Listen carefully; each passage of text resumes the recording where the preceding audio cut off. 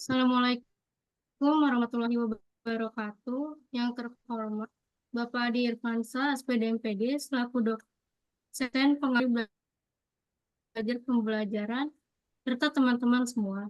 Saya selaku moderator dalam presentasi kelompok 9 yang akan membawakan topik menerapkan prinsip quantum teaching dan active learning dalam pembelajaran.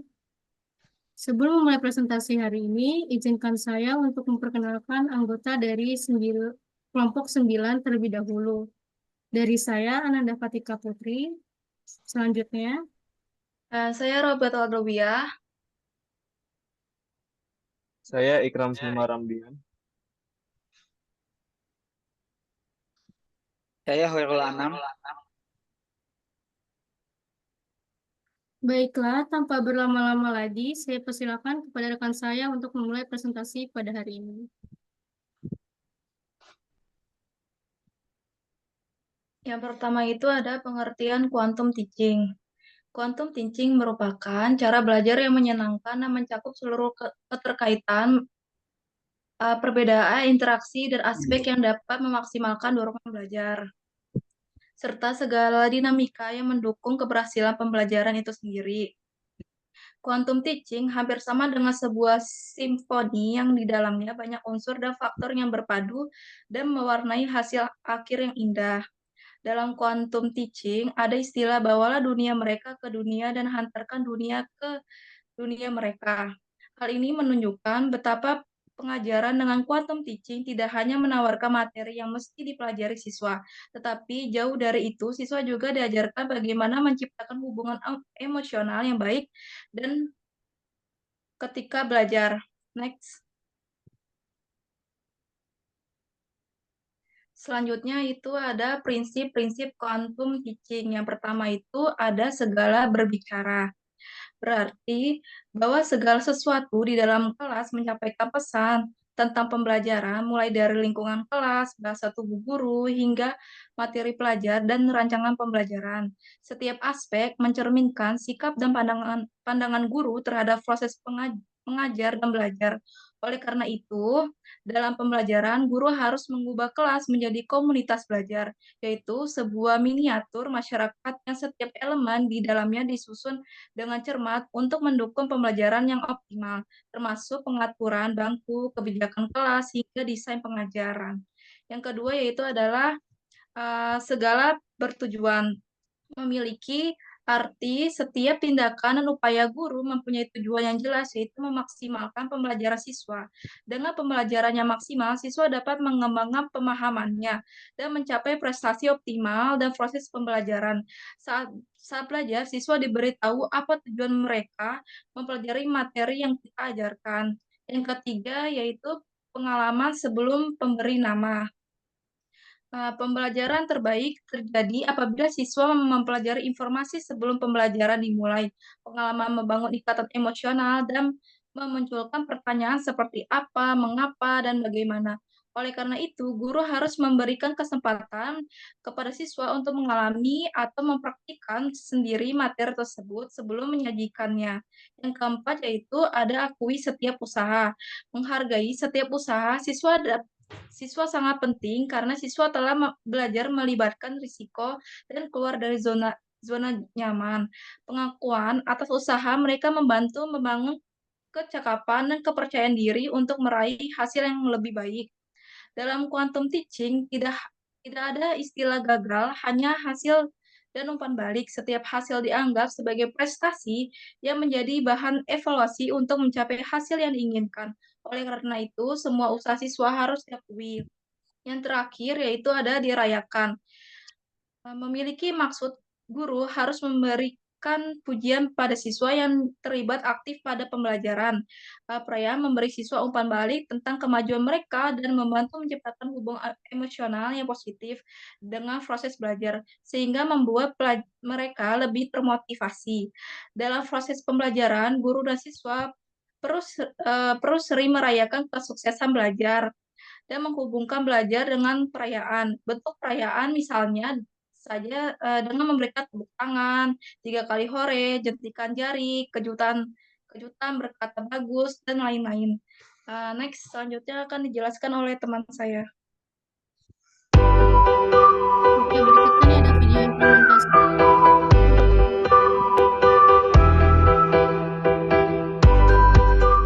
Pagi anak-anak. Bagaimana kabar kalian hari ini?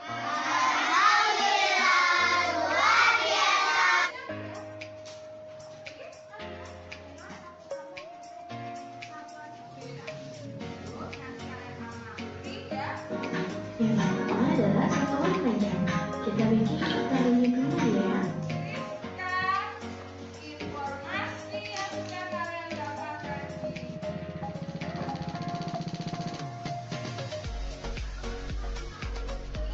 guru ini punya alat peraga. Apa ya namanya ini? Satuan 5 kilometer. Mana lurusnya kilometer? Berapa meter, Sa?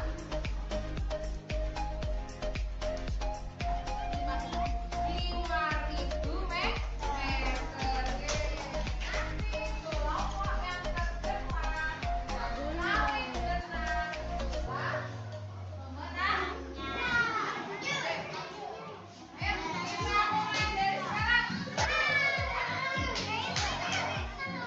Bahwa satuan panjang itu ada berapa, Kak? Kelompok ini yang paling cepat dan tepat, maka kelompoknya siapa ini? Oke, kita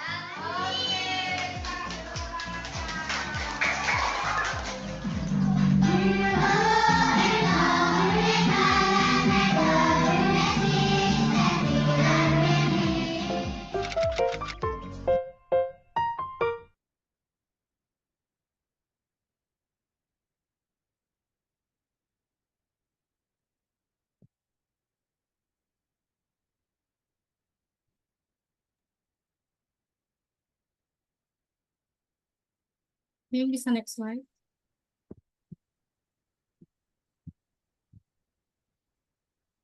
Oke, tadi di awal video ada istilah tandur ya. Jadi itu langkah-langkah pembelajaran quantum teaching. Yang pertama itu tumbukan. Jadi sebelum masuk ke dalam materi pembelajaran, guru itu harus memberikan motivasi kepada siswanya. Kalau di video tadi dengan nanyakan kabar atau menyapa murid-muridnya. Bisa juga dengan memberitahu tujuan dari mengapa materi tersebut harus diajarkan atau harus mereka pahami. Yang kedua ada alami. Jadi membuat siswa tertarik dan termotivasi dengan mengaitkan materi yang ada dengan aktivitas atau pengalaman yang relevan bagi mereka. Misalnya karena tadi pelajaran matematika, kita cari materi yang matematika juga deh, materi pecahan. Jadi di materi itu guru bisa mengasih contoh seperti kue ulang tahun yang dipotong-potong. Itu bisa menjadi contoh atau enggak pecahan piring atau potongan pizza. Jadi siswa akan antusias atau termotivasi. Jadi mereka juga bisa membicarakan atau memberi contoh tersebut.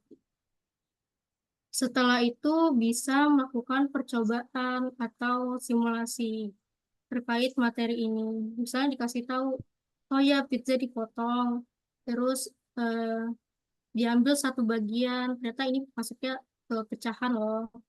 Terus masuk ke langkah ketiga itu namai. Setelah tahu konsepnya, jadi di sini guru menjelaskan istilah atau rumus dari materi yang diajarkan. Misalnya tadi dalam pecahan itu kasih tahu ada pembilang, ada penyebut. Nanti di situ juga dikasih tahu bagaimana pengoperasian bilangan pecahan tadi. Terus siswanya diminta untuk menuliskan atau menjelaskan kembali materi yang sudah dipelajari.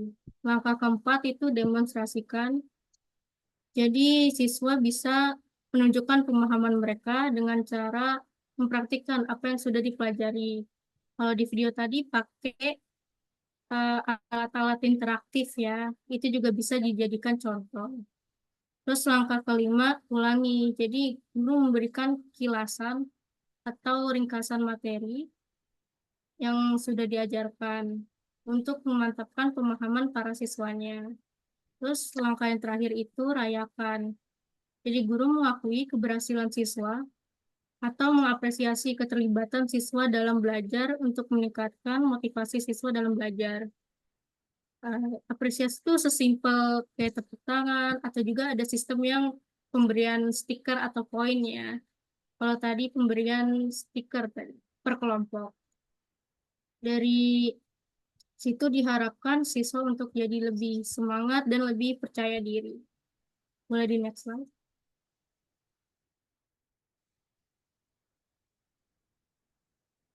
Ya, berikutnya ada kelebihan dari quantum teaching. Yang pertama, pembelajaran jadi lebih menyenangkan karena pendekatan yang interaktif juga membuat siswa bukan merasa belajar itu sebagai beban, tapi belajar itu sangat menyenangkan. Terus yang kedua adalah mendorong guru untuk berpikir kreatif. Karena quantum teaching ini memotivasi guru untuk menggunakan berbagai macam metode dalam belajar seperti tadi permainan atau alat-alat yang interaktif tadi. Jadi memang mengolah untuk berpikir kreatif. Terus yang ketiga, materi lebih mudah dipahami. Karena materi yang disampaikan ini melalui pengalaman atau aktivitas nyata dengan contoh konkret, jadi siswa lebih cepat memahami dan mengingat juga pembelajarannya. Yang keempat ada siswa aktif dan mandiri. Siswa didorong untuk mengamati, mencoba, dan mengalami langsung, sehingga mereka lebih aktif dalam proses belajar dan merasa punya pengalaman tersendiri. Terus yang kelima, fokus perhatian pada satu hal yang sama. Jadi quantum teaching membantu menjaga fokus siswa pada materi yang sedang dipelajari. Juga menciptakan suasana kelas yang selaras gitu. Jadi fokusnya hanya satu atensi. Boleh di next.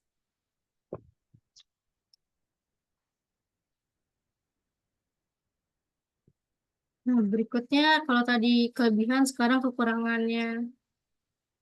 Yang pertama itu memerlukan perencanaan yang matang dan memakan waktu yang panjang. Karena memang membutuhkan persiapan yang lebih rinci, guru harus meluangkan banyak waktu untuk merancang kegiatan supaya lebih efektif, dan itu cukup memakan waktu yang sangat lama. Terus terkadang fasilitas dan biaya tidak selalu tersedia. Karena memang fasilitas setiap sekolah memang berbeda-beda, jadi memang harus disesuaikan. Yang ketiga, perayaan bisa mengganggu kelas lain. Perayaan seperti tadi tepuk tangan atau sorakan di dalam kelas bisa saja mengganggu kelas di sekitarnya, terutama jika dilakukan terlalu sering dengan suara yang keras. Terus yang keempat, memerlukan keterampilan khusus dari guru. Karena quantum teaching ini menuntut guru memiliki keterampilan khusus dalam mengelola kelas dan mengembangkan kreativitas yang mungkin membutuhkan pelatihan tambahan agar bisa dilaksanakan secara maksimal. Jadi next.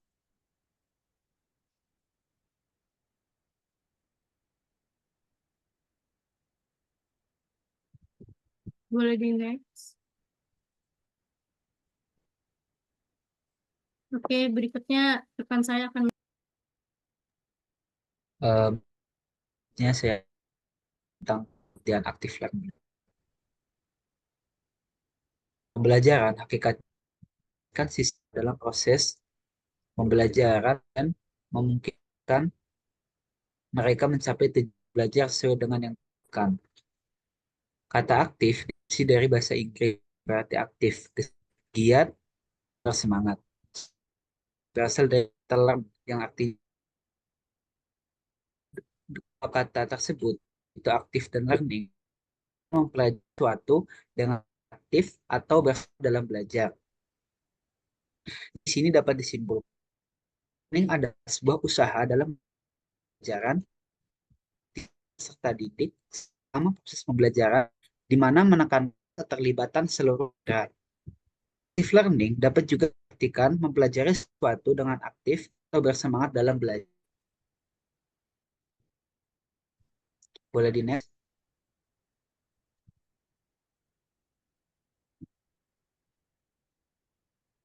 Nah, selanjutnya dari active learning.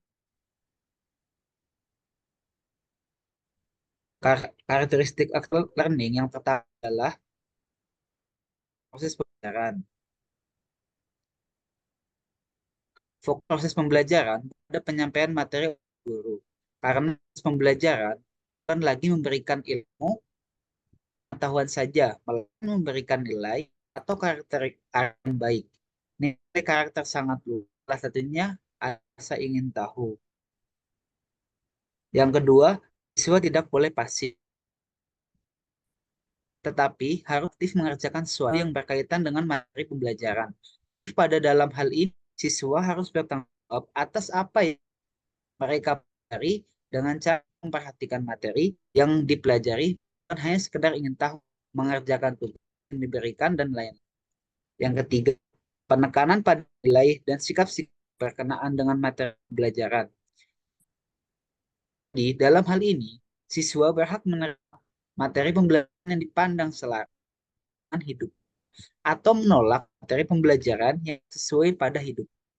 Jadi pola pembelajaran ini merupakan pembentukan sikap secara matang. Yang keempat, siswa dituntut berpikir kritis, menganalisis, dan melakukan evaluasi. Siswa untuk berpikir kritis dan mengevaluasi materi pembelajaran daripada menerima teori dan menghafalkannya saja.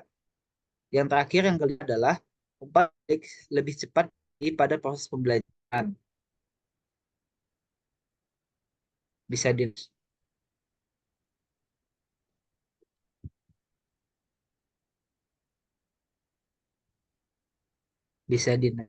selanjutnya oleh Oke, materi berikutnya itu ada kelebihan dan kekurangan active learning.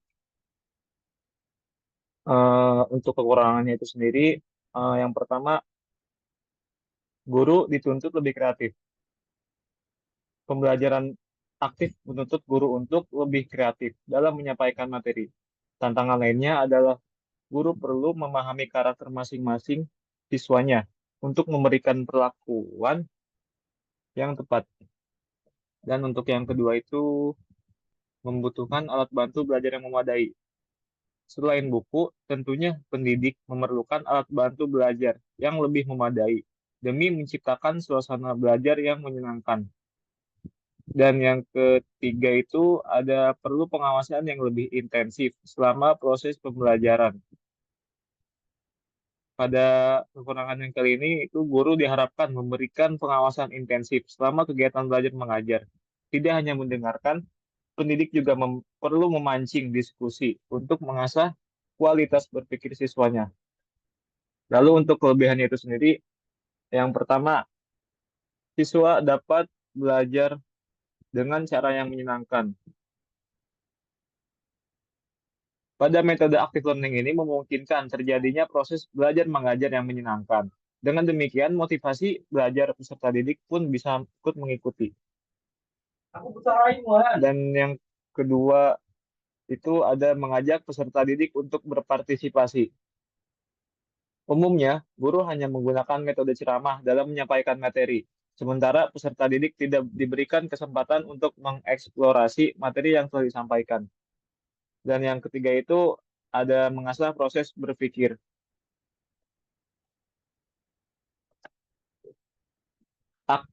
Metode active learning ini melibatkan partisipasi murid selama kegiatan belajar mengajar. Maka bukan tidak mungkin hal tersebut dapat mengasah proses berpikir mereka. Next. Oke, di sini ada video informasi. Assalamualaikum warahmatullahi wabarakatuh.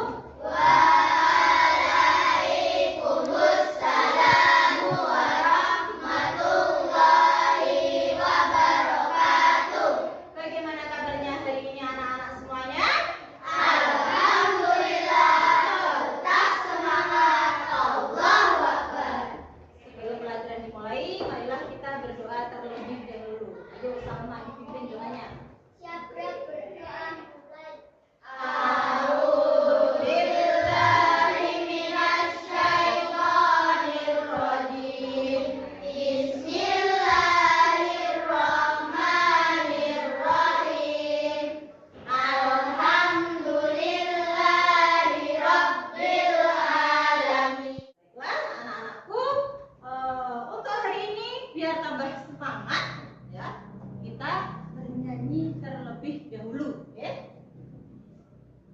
kita nyanyi kalau kau suka hati tepuk tangan gitu ya.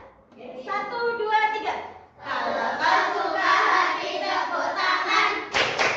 Kalau kau suka hati tepuk tangan. Kalau kau suka hati, mari kita lakukan. Kalau kau suka hati tepuk tangan. Oke, baiklah. Sekarang Bu Guru mau menunjuk 2 orang anak untuk maju ke depan. Yuk, Amalika sama Gea maju. Amalika sama Gea ke sini mendekat. Nah, sekarang Guru mau tanya sama anak-anak semuanya. Apakah 2 orang anak itu ada perbedaan? Ada. Bedanya apa? Iya, tinggi dan pendek. Siapa yang lebih tinggi? Amalika. Yang lebih pendek? Iya.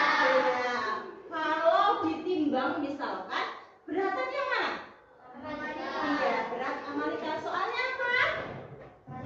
Iya, Amalika lebih tinggi. Oke, sekarang boleh duduk. Nah, untuk pelajaran hari ini kita akan membahas tentang pengukuran. Ya, kalian tahu kok alat ukur itu apa? Apa alat ukur sobat? Oke, itu mungkin kurang lebih contoh dari implementasi dari metode pembelajaran active learning. Untuk berikutnya itu uh, ada kesimpulan dari pembahasan yang telah kami diskusikan. Jadi kesimpulannya itu pendidikan kuantum dan pembelajaran aktif adalah 2 pendekatan yang sama-sama menekankan partisipasi aktif siswa untuk menciptakan pembelajaran yang lebih efektif dan menyenangkan. Quantum teaching berfokus pada lingkungan belajar yang nyaman dengan menghubungkan materi dengan pengalaman nyata siswa dan membangun hubungan emosional yang positif antara siswa dan guru. Sementara itu, pembelajaran aktif melibatkan siswa dalam kegiatan yang merangsang berpikir kritis, analisis, dan pemecahan masalah, menjadikan mereka lebih bertanggung jawab atas pembelajaran mereka. Kedua pendekatan ini bertujuan meningkatkan motivasi, partisipasi, dan keberhasilan belajar melalui suasana kelas yang dinamis dan interaktif.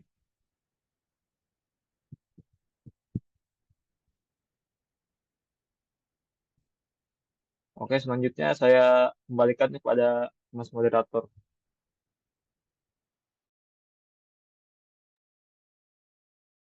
Oke, baik. Demikian informasi yang dapat kami sampaikan terkait implementasi quantum teaching dan active learning. Semoga dengan penjelasan ini dapat bermanfaat dan menambah wawasan kita semua. Tapi sebelum itu, kelompok kami telah menyiapkan latihan soal yang untuk mempertajam atau melatih pemahaman dari teman-teman semua. Boleh di-share screen latihan soalnya?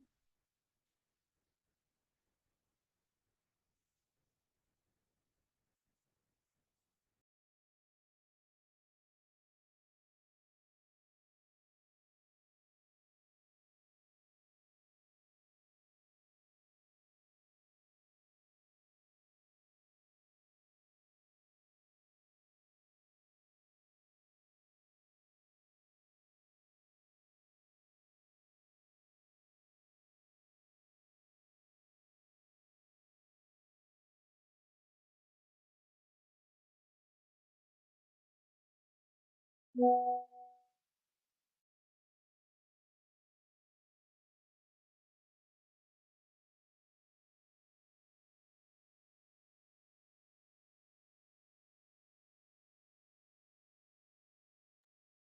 ya, di sini ada 5 latihan soal yang bisa kalian kerjakan ya teman-teman. Jadi itu saja dari kelompok 9. Terima kasih atas perhatian dan waktu yang telah diberikan. Kurang lebihnya mohon maaf. Wassalamualaikum warahmatullahi wabarakatuh.